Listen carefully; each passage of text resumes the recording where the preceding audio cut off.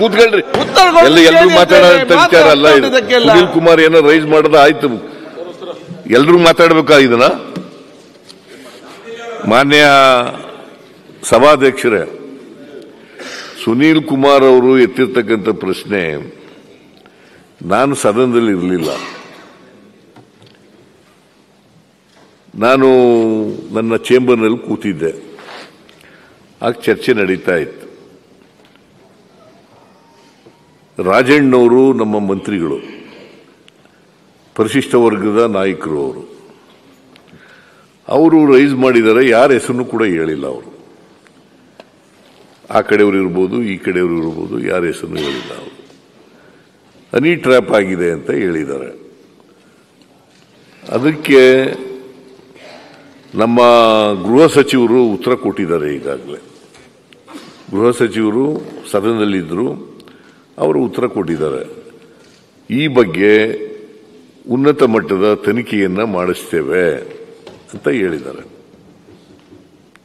ಇದರಲ್ಲಿ ಯಾರನ್ನು ರಕ್ಷಣೆ ಮಾಡ್ತಕ್ಕಂಥ ಪ್ರಶ್ನೆ ಆಗಲಿ ಅಥವಾ ಯಾರ್ದಾರು ಹಕ್ಕುಚ್ಯುತಿ ಮಾಡ್ತಕ್ಕಂಥದ್ದಾಗಲಿ, ಯಾರಿಗೂ ರಕ್ಷಣೆ ಕೊಡದೇ ಇರ್ತಕ್ಕಂಥದ್ದಾಗಲಿ, ಆ ಕಡೆ MLAಗಳಿರ್ಬೋದು, ಈ ಕಡೆ MLAಗಳಿರ್ಬೋದು, JDSನವರು ಇರ್ಬೋದು, ಇಂಡಿಪೆಂಡೆನ್ಸ್ ಇರ್ಬೋದು, ಯಾರಿಗೂ ರಕ್ಷಣೆ ಕೊಡಬೇಕಾಗಿರ್ತಕ್ಕಂಥದ್ದು ಸರ್ಕಾರದ ಜವಾಬ್ದಾರಿ. ಅಷ್ಟೇ ಅಲ್ಲ, ನಾಗರಿಕರಿಗೂ ರಕ್ಷಣೆ ಕೊಡಬೇಕು.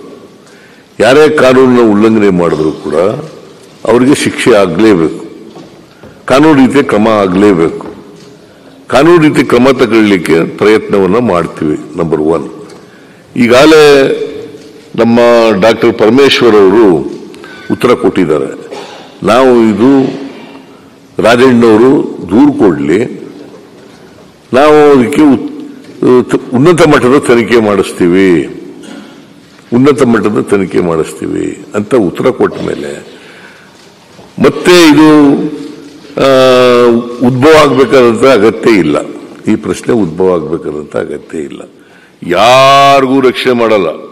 ಯಾರಾದರೂ ಇರಲಿ, ನಮ್ಮ ಪಾರ್ಟಿಯವರಾದ್ರು ಇರಲಿ, ನಿಮ್ಮ ಪಾರ್ಟಿಯವರಾದ್ರು ಇರಲಿ, ಅಥವಾ ಇನ್ಯಾವುದಾದ್ರು ಪಾರ್ಟಿಯವರಾದ್ರು ಇರಲಿ, ಯಾರೇ ಮಾಡಿದ್ರು ತಪ್ಪೆ.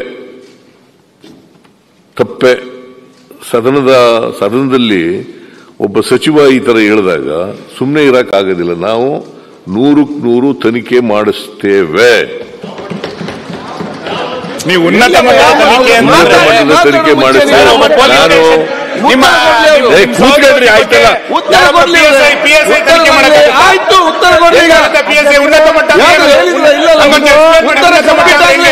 ಉತ್ತರ ಕಂಪ್ಲೀಟ್ ಆಗ